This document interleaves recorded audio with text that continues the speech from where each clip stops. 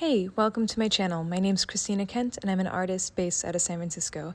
And today we're going to be doing some painting along the Northern California coast.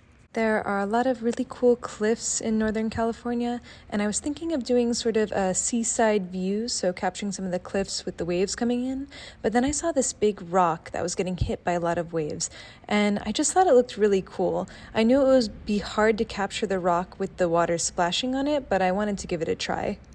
So I set up my easel and I started looking at the rock and trying to kind of capture in my mind's eye how the waves were looking as they were hitting its surface. I start by putting in some lines of where I'm seeing the rock itself because it's the largest dark shape. But then I quickly realized that if I want to fit in some of the splashes of the water and make that a big component of the composition, I need to have a bit more space above where the rock is for those splashes to fit in.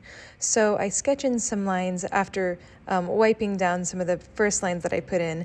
I move the rock down a little bit and sketch in the lines of where I want the rock to be. And I decided to keep the composition really simple, just having the rock right in the middle of the canvas, and then having the splashes coming off to the sides. I also add in some lines where I'm seeing the rock get hit by the light, and in this instance the sun was shifting a lot and starting to come out more over time, so those highlights on the rocks were getting brighter as I painted. Once I put in those general lines, then I started filling in my darkest colors. And it was kind of hard to assess the color of the rock itself, but I settled for a dark, rich, purpley blue color for the part of the rock that was in shadow. I wanted to give a nice, dark, rich tone that would contrast strongly with the bright white of the waves coming in.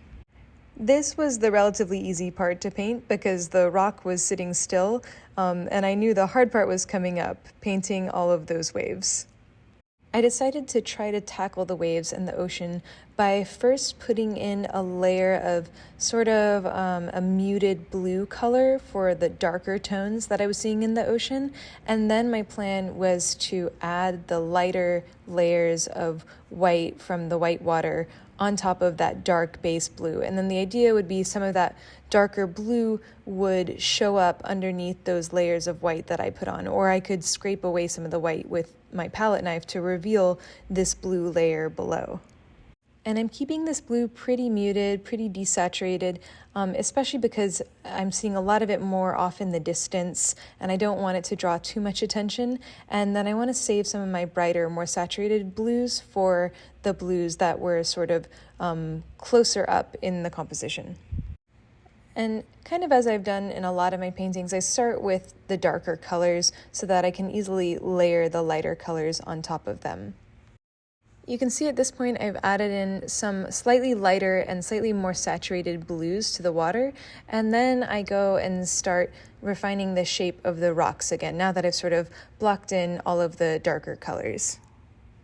I want to give just enough information to hint at the shape and texture of the rock without going too much into the details of all of the little crags on its surface. Once I've painted the rock, then it was time to start adding in the splashes of white water hitting the rock and also the waves that were in front of the rock. This was by far the hardest part because it was, you can't get the waves to sit still for you. You really have to try to remember them as soon as they're happening because the splash appears and then it's really quickly gone. So I would stare at the rock and wait for a big wave to come in and hit it. And then I would quickly try to take that impression and translate it onto the canvas. But it is definitely a big challenge for me.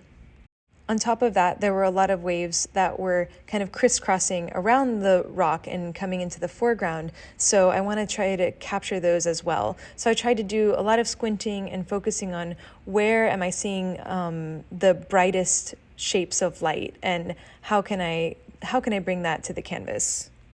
I also noticed that the splashes of water weren't just pure white, but the splashes themselves, these big plumes as the waves would hit the water, had these deep blue shadows. So I wanted to make sure that I captured that as well. The sunlight was kind of hitting them from the left side, and then the right side cast a bit of a shadow. So I made sure to include that as I was painting in these splashes to give them that sort of 3D effect. And as I'm painting them, I'm gradually making my color mixtures lighter and lighter on the highlighted parts so that I'm sort of building up these lights and saving my brightest sprites for last when I really want to make some highlights that sort of pop. Once I'd put in all the colors with the brush, it was looking just really solid, and the texture did not match the waves that I was seeing. This brush strokes were too solid, too flat. So then I went in with the palette knife and I started scraping away some of the paint and moving it around and trying to create more of this rough texture of the ocean that I was seeing. I find the palette knife to be so useful in landscape painting because it can give us these really cool, really interesting textures that I feel like are more natural and organic than the marks of the brush. And I think it's great to be able to use it, especially for things like the ocean spray of these waves.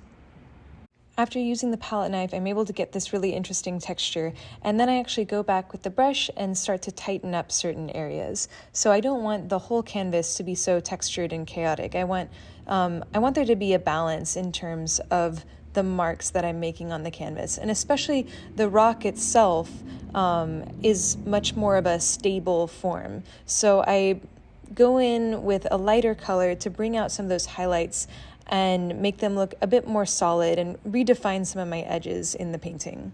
Once I've redefined some of these areas, then I also go in and add some purple to the color of the ocean. I felt like the ocean was too much of just this green-blue, and it felt really disconnected from the rock. I just felt like the colors weren't fully harmonizing. So I took some of the purple that I was using for the rock and started to bring it into the colors of the water that was more in the shadow. And I think that gave the painting more of a sense of unity.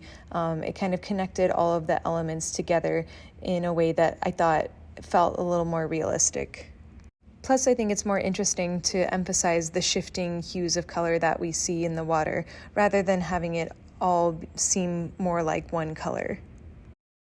Then, after adding these additional brush marks, I go back in with the palette knife and bring back more of that texture. And as I've talked about in some of my other videos, it really is kind of a push and pull sort of strategy where I'll mess a few things up with the palette knife and then refine some of the edges with the brush, and then go back with the palette knife and sort of mess them up again until I feel like the painting has a nice balance of hard and soft edges, of rough and smooth textures.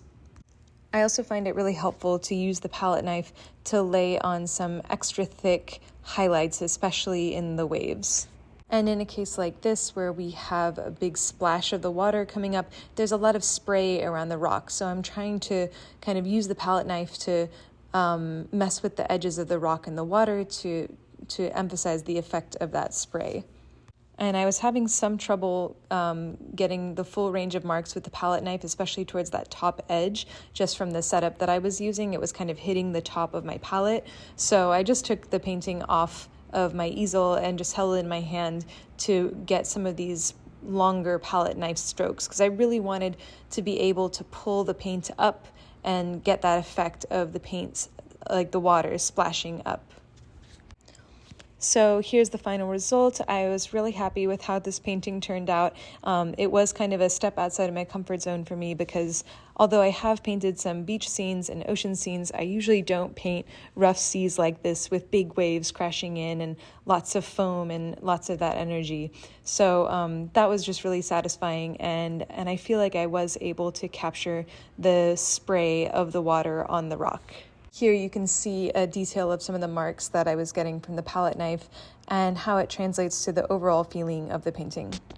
So that's all I have for today. I hope you liked this video. Let me know what you thought of it in the comments below.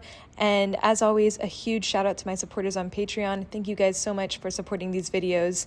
If you do like my videos, if you like my art and you want to help me make more, check out my Patreon at the link. Thanks again for watching, and I'll see you next time.